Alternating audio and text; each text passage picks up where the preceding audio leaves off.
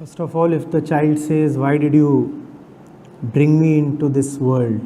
the parents must straight away apologize. Thing of basic honesty.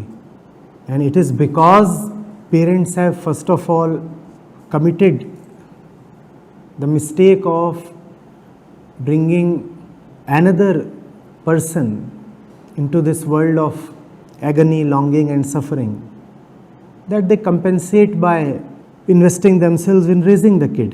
That is why it is imperative for the parents to bring education to the kid, give food to the kid, spend money on the kid. It is a compensation. Have you seen how much of parents' time, especially the mother's time, gets spent on the kid? It has to be done. It is a thing of justice. It is not a favor to the kid. The parents owe it to the kid. And the kid is very justified in asking, did I really plead to you to bring me into this world? Did I send a formal application? You, in your moment of personal wisdom and planned indiscretion or unplanned lust, gave birth to me. Now I sue you. Now I demand damages. And all the money that gets spent on the kid is actually a compensation. Compensation for that moment of indiscretion. It could be conscious indiscretion by way of a planned birth, or it could be unconscious indiscretion. When you say, oh, the child just came, we didn't plan it. Whether conscious or unconscious, the fact is that it is an indiscretion. Because it is an indiscretion, so you pay for it. Now you know why you have to pay so much for the kid's school fee. It is a fine. It is a fine that you are paying. You are being penalized by existence. Now you know why the mother has to carry the kid for 9 months. The mother is being severely penalized. What made you go so blind in emotion or in lust that you allowed yourself to get pregnant? Now pay the fine. Now a shrieking, screeching thing will come into the world. Pay the fine. It begins by paying the hospital fees.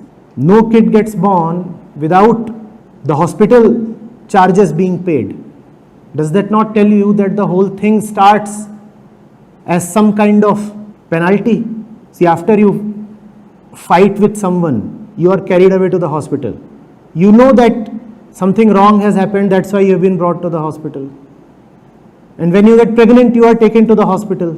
Don't you see the parallel? So that's true. And every kid must ask this. And therefore, giving the best environment to the kid to rid him of all body and social identification is the minimum that the parents can do for him. The parents have given the kid the cage that the body is. The body is a cage, and as the kid grows up, there is much more to engage him. And it's not merely a mistake, it's actually a crime. There was nobody to suffer, and you unnecessarily brought suffering to the world. Now the minimum that you can do is liberate him. Give him conditions that would enable his liberation. And that is the role, the dharma of parents. Give kid conditions that would enable his liberation. I repeat, this is not a favor that parents do to the child. This is their obligation. And if you cannot meet this obligation, then you are committing a double crime. The first is to give birth. The second is to give birth without having the credentials to act as worthy parents. Let all parents remember this. The day the child is born, he is born as someone to whom you are deeply indebted. You have to clear the debt. It is not that the child is indebted. The parents must be very clear on who the debtor is. Classically, it has been said that the child owes a lot to the parents. The fact is totally different. The parents owe a lot to the child. So be very cautious while giving birth. When you are giving birth, you are actually giving birth to a big debt, a humongous debt. If you don't want to increase your debt manifold, then be very cautious while giving birth. Giving birth is not a plaything. There was nothing else to do, so we just decided to break the bed, and a few babies we got. It's not a casual affair. Giving birth is not for kids. Law just says that there is a legal age, 18, 21 and such things. First of all, giving birth requires that there has to be mental maturity. Unfortunately, 99% of the world's population is not at all mentally mature enough to be parents.